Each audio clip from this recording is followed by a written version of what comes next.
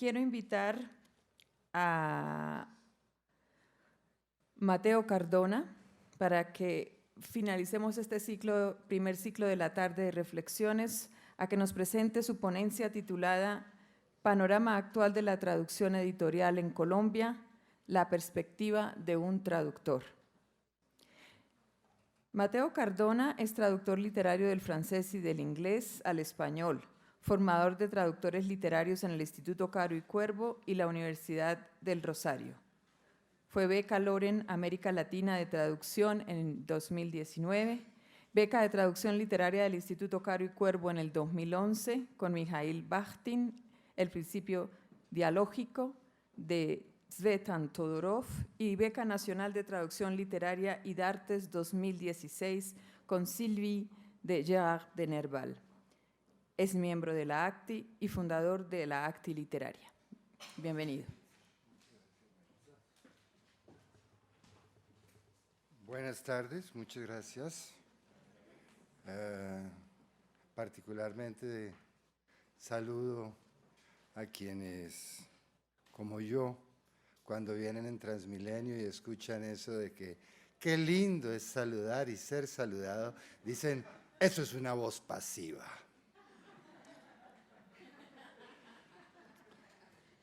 Permítaseme primero aclarar que esta intervención no pretende dar cuenta objetiva ni oficial de cuál es la situación editorial cuál es la situación de la traducción editorial en nuestro país, en la misma forma en que lo podrían hacer la Cámara del Libro si tuviera información actualizada y accesible al escrutinio público sobre el tema, o el Centro Regional para el Fomento del Libro en América Latina y el Caribe, CERLALC, con el que la sección literaria de la ACTI recién comienza a unir esfuerzos de colaboración mutua.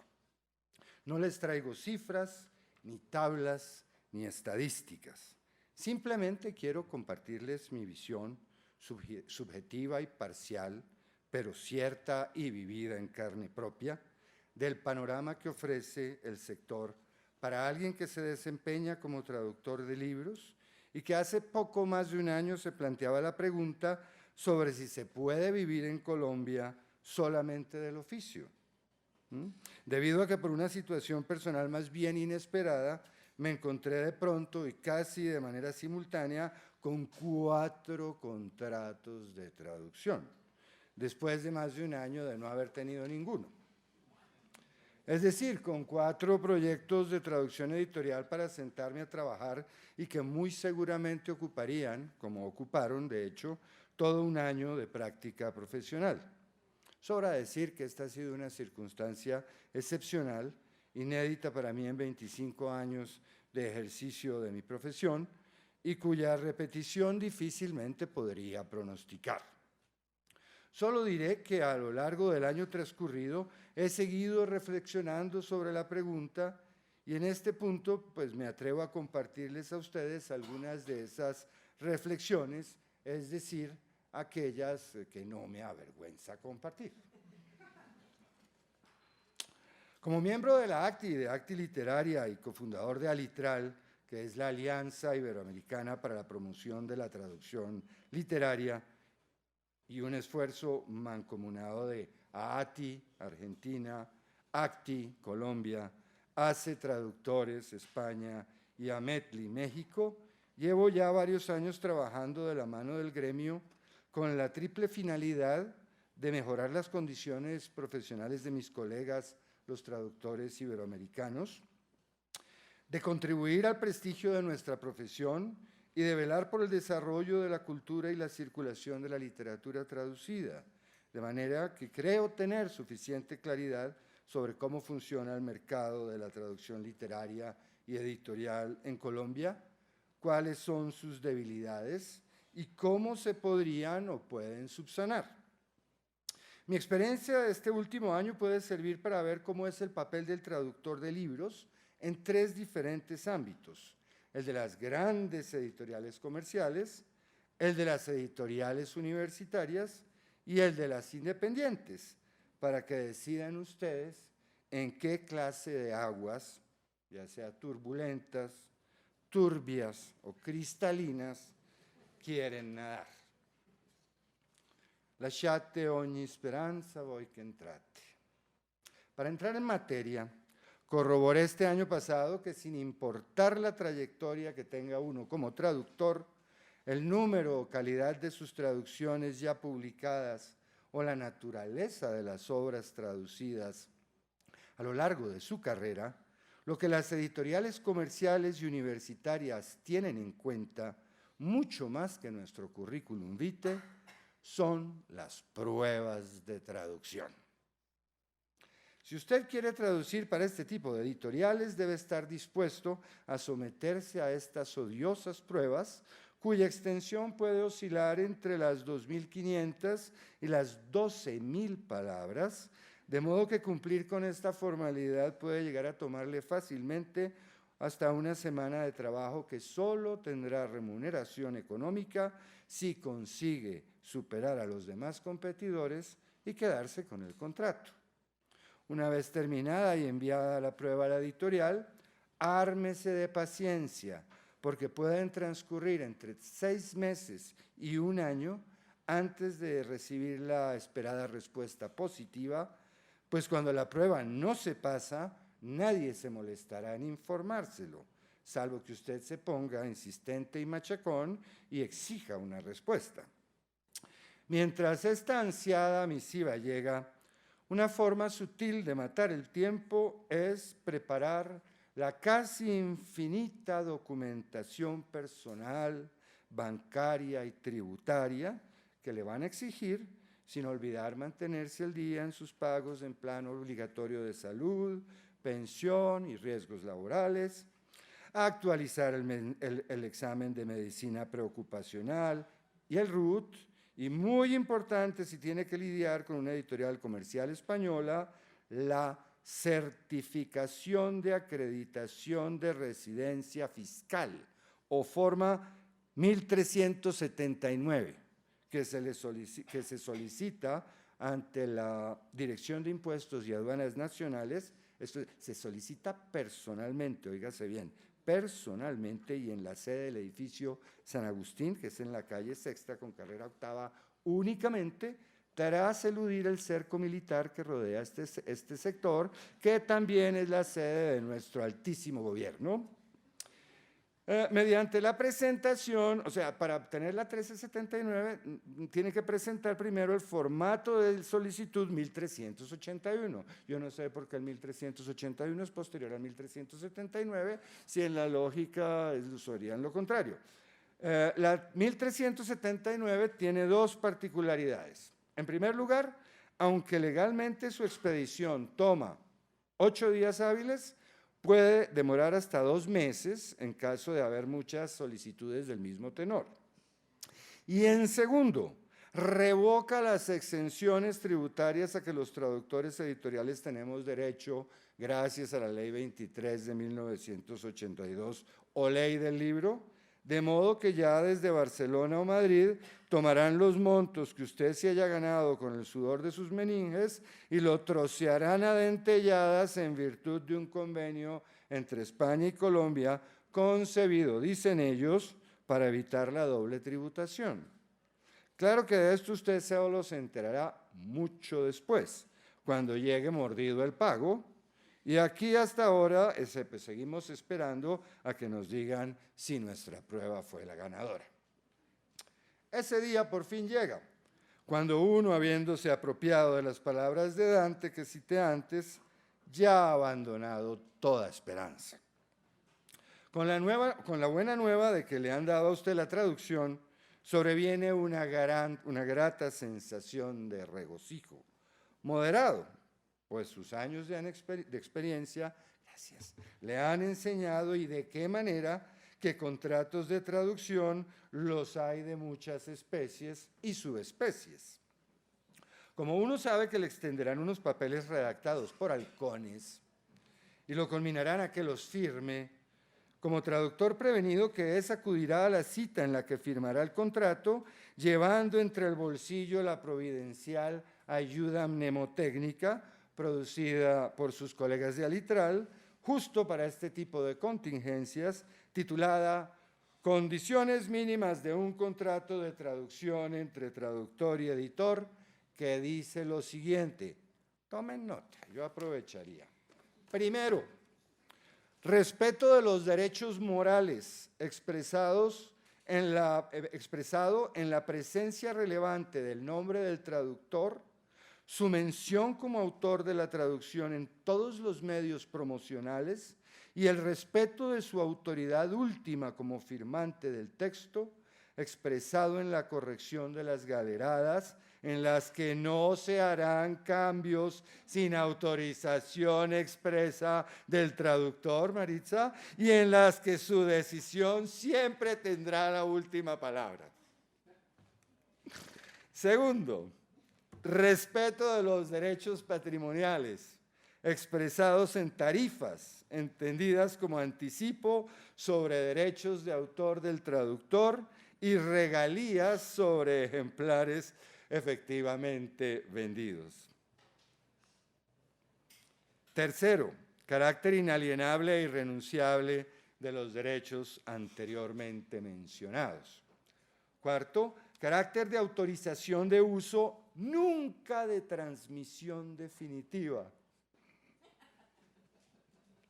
de los derechos de publicación de la obra, que jamás dejan de ser propiedad del autor de la traducción.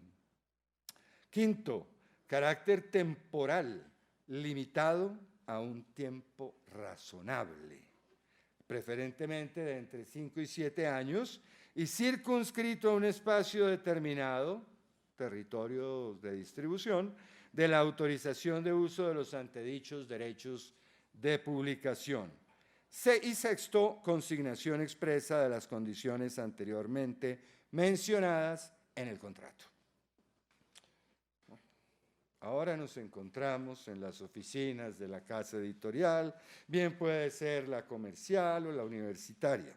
Nos han ofrecido un café y nos disponemos a hablar de negocios. El representante de la editorial comienza por exaltar las virtudes de la prueba de traducción que le remitimos hace 6 meses o hace 1 año, de la que uno guarda un recuerdo vago, por decirlo menos. Una vez que le hemos agradecido lo melifluo del exordio, pues suele ir al grano. La editorial dispone de X suma para pagar la traducción.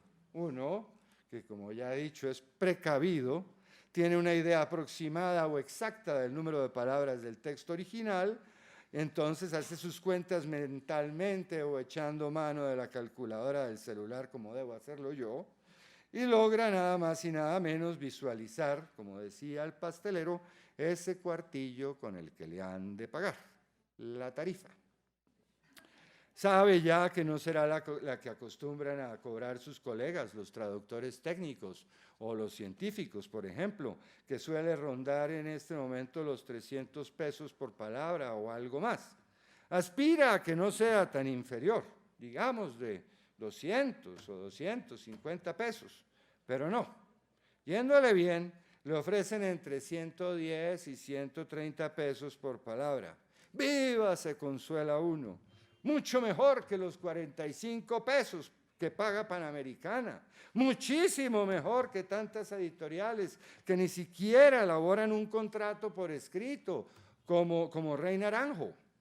Aunque en el fondo ya sabe uno que lo que empezó mal no puede continuar de otro modo. Le pregunta, ¿y saldrá mi nombre en la cubierta?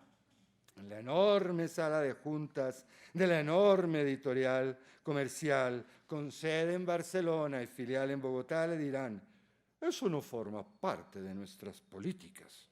Nuestra casa matriz en España considera que poner el nombre del traductor en la cubierta arruina todo el diseño. Nuestras cubiertas ganan premios. Una delgadísima capa de hielo se ha formado ya en la superficie de lo que queda del café. Uno, que es veterano en estas lides, vuelve a preguntar, ¿y el pago es por concepto de regalías? ¿Cuál es el porcentaje del valor de venta al público?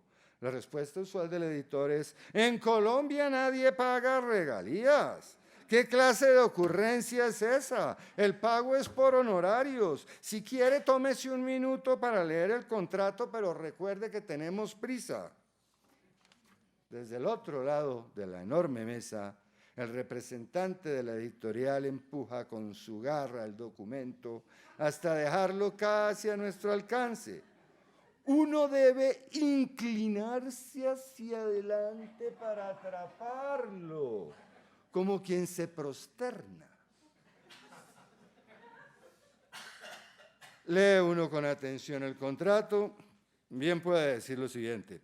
Entre los suscritos, a saber, don Florete de Toledo, en adelante el editor, y don Siervo de la RAE, en adelante el traductor, etcétera, etcétera, los ojos podrán sentirse heridos al llegar a la parte donde se define el ámbito territorial de validez del contrato, definido como todo el universo, y llorar lágrimas de sangre al llegar a esta otra, donde se estipula que, perdón, sin perjuicio de sus derechos morales, el traductor cede de manera irrevocable y a perpetuidad sus derechos patrimoniales sobre la traducción. Hay una editorial universitaria de un alma mater muy encumbrada y muy reputada, donde los modales se tienen en alta estima, que no pone eso de a perpetuidad, sino por un lapso de 50 años.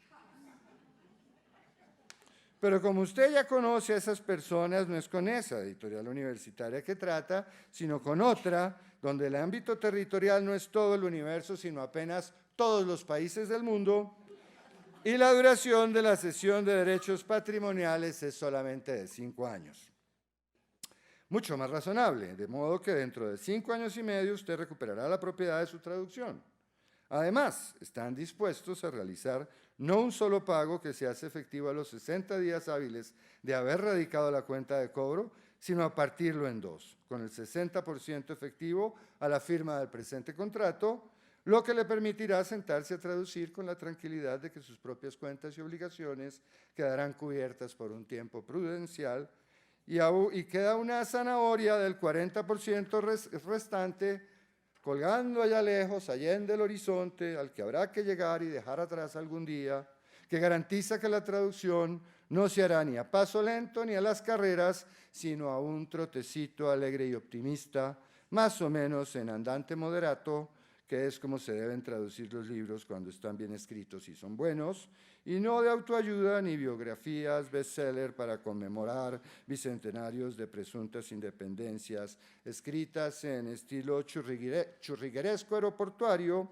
porque esos y esas hay que traducirlos prestísimo, y a nadie le importa que sean buenas traducciones, sino que se vendan, que de eso ya se encargará la publicidad. Eventualmente, si el traductor goza de cierto reconocimiento, es decir, independientemente de si traduce bien o no, si hizo presencia 3 o más veces en charlas, conversatorios y lanzamientos de libros en la última Filbo, y así lo hicieron constar las páginas sociales de la prensa, con registro fotográfico incluido, pues de lo contrario el mundo editorial lo habrá olvidado, podrá negociar ciertos términos del contrato como su crédito en la cubierta, la duración más modesta en la cesión de sus derechos patrimoniales o incluso una leve alza en la tarifa. Y hasta aquí el sarcasmo, porque felizmente de esos 4 proyectos, uno era decente, digno y divertido, y el otro realmente retador y apasionante. O sea, la mitad de lo que nos llega puede valer la pena. Si me abstuve de revelar las identidades de las editoriales abusadoras, que ya ellas saben quiénes son, en cambio sí mencionaré aquellas para las que traducir fue una maravillosa ocupación. La editorial Javeriana, a pesar de haberme impuesto una prueba de traducción que no superaba afortunadamente las 6 cuartillas, no fue tan grave, supo entusiasmarme con un proyecto editorial original y novedoso. Se trata de Of Beasts and Beauty, Gender, Race and Identity in Colombia, del historiador estadounidense Michael Edward Stanfield, libro publicado por la Universidad de Texas en 2013. Este autor, quien vivió por muchos años en Colombia,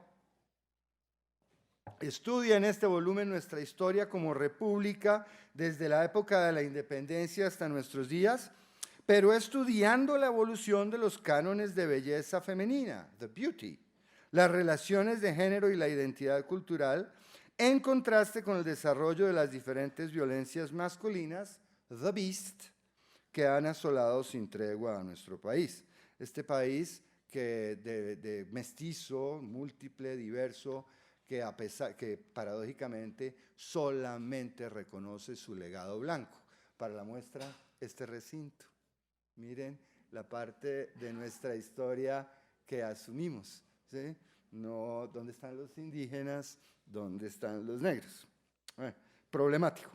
Ya desde la prueba de traducción me sedujo el proyecto, que sigue a lo largo del siglo XX y con deleite chismoso las vicisitudes de los reinados nacionales de belleza, teniendo como telón de fondo el acontecer político nacional y la situación de orden público, para ofrecerle al lector una reflexión sobre el papel distractor de la belleza femenina y la simbología positiva de lo nacional frente a la tragedia violenta, racista, machista, clasista y excluyente, prácticamente ininterrumpida, que ha experimentado el país real por casi 200 años.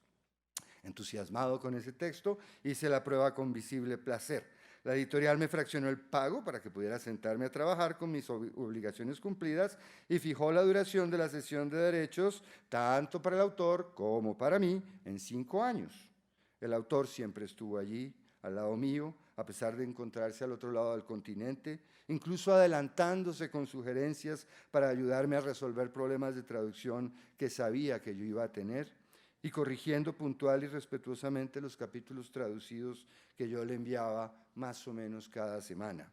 El resultado me satisface de sobra, aunque aún habrá que esperar unos meses para tener la sanción de los lectores.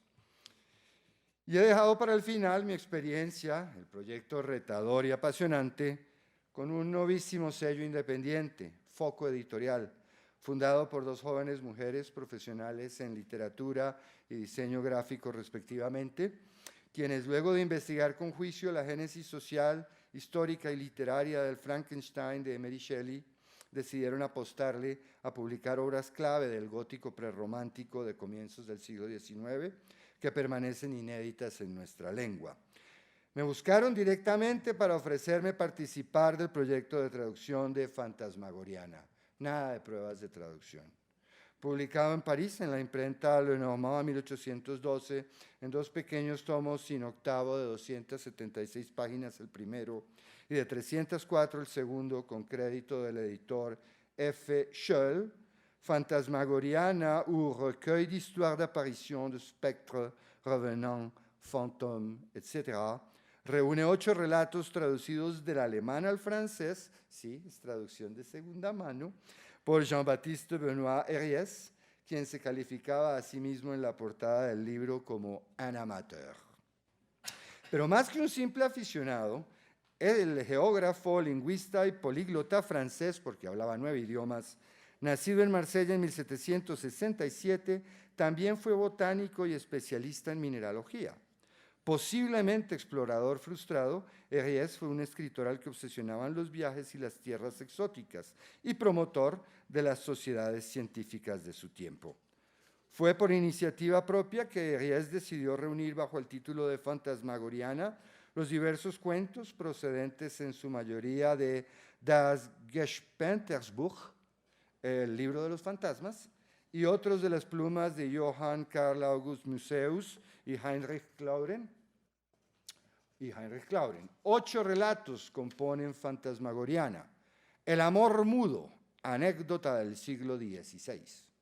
Retratos de familia, la cabeza de muerto, la novia muerta, la hora fatal, el espíritu del difunto, la alcoba gris, historia verídica extraída del diario titulado El Sincero, y la alcoba negra.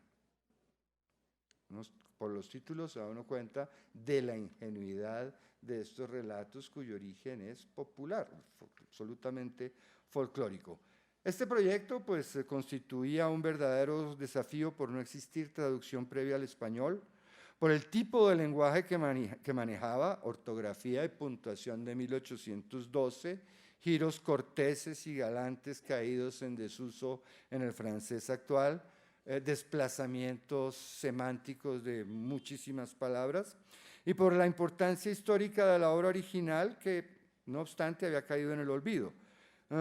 No solamente inspiró la redacción del Frankenstein o el moderno Prometeo de la Shelley en 1818, sino también la del no tan célebre, aunque de algún modo controvertido relato de John William Polidori, El vampiro, 1819, inspiración a su vez del Drácula de Bram Stoker,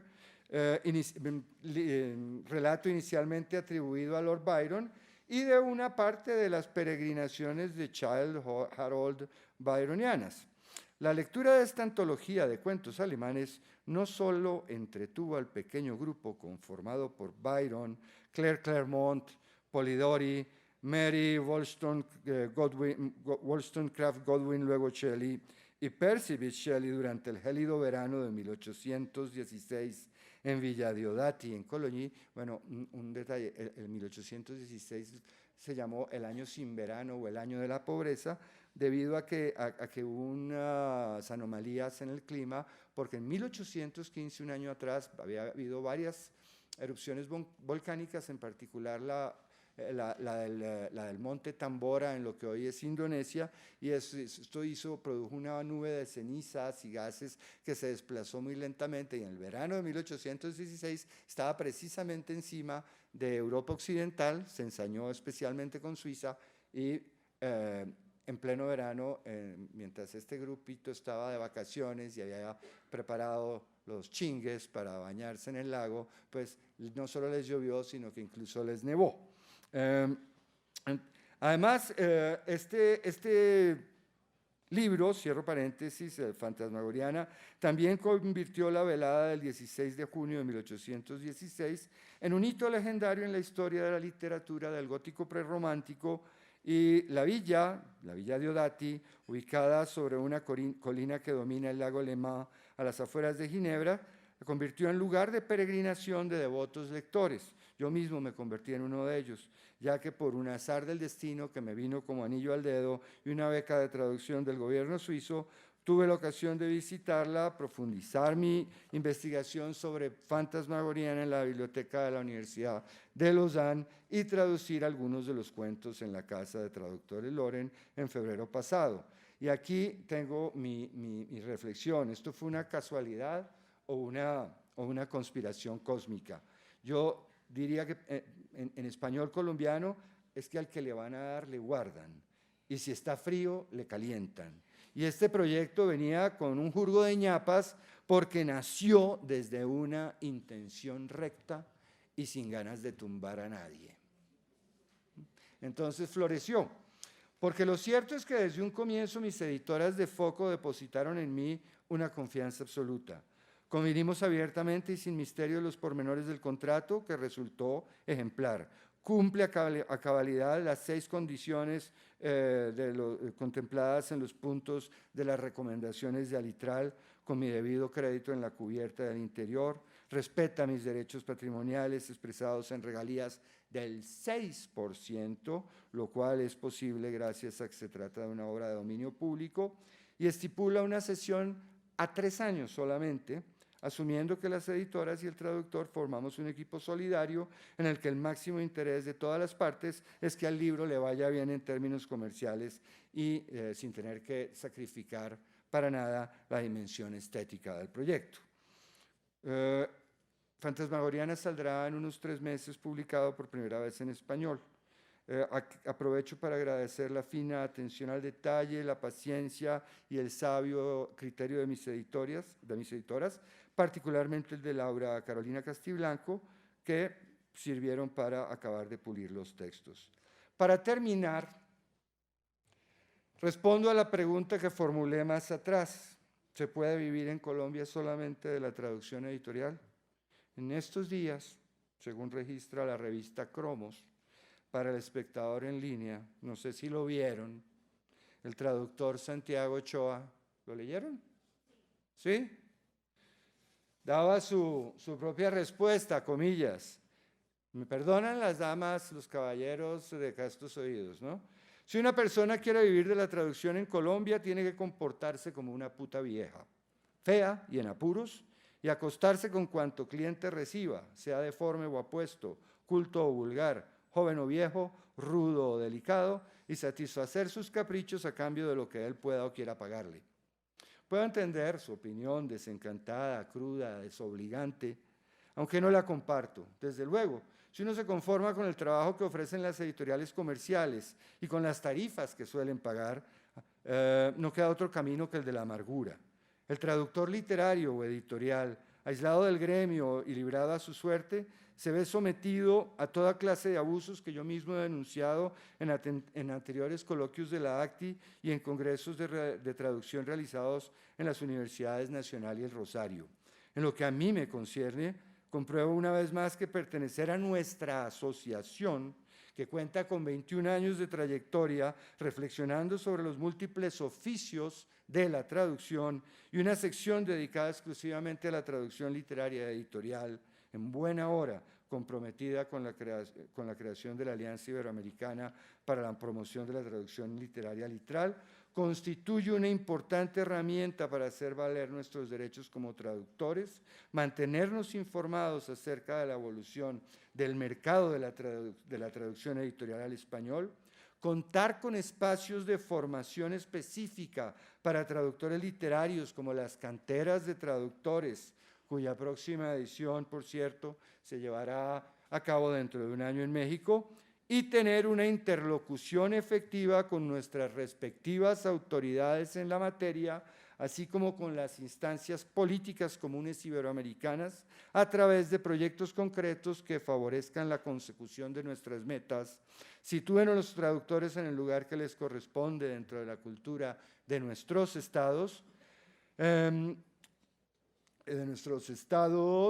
y den a conocer a nuestros lectores el papel que la traducción y los traductores representan en sus vidas, en la circulación de las ideas y en la educación de las futuras generaciones.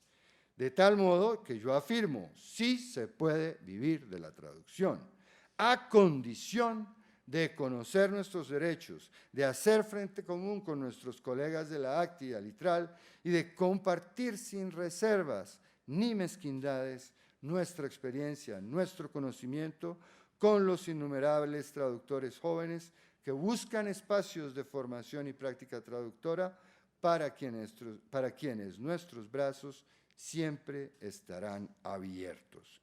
Muchas gracias y larga vida a la ACTI.